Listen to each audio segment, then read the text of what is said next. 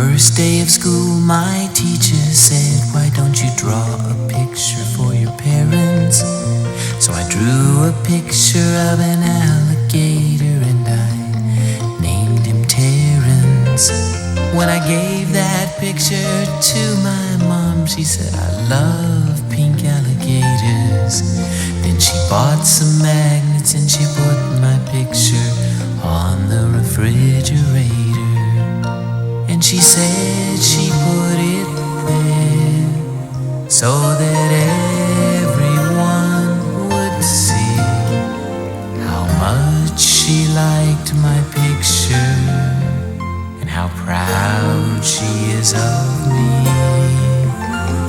Now when the teacher asks me why a drawing takes so long, I said, 'cause it's a refrigerator picture for my mom. Refrigerator picture for my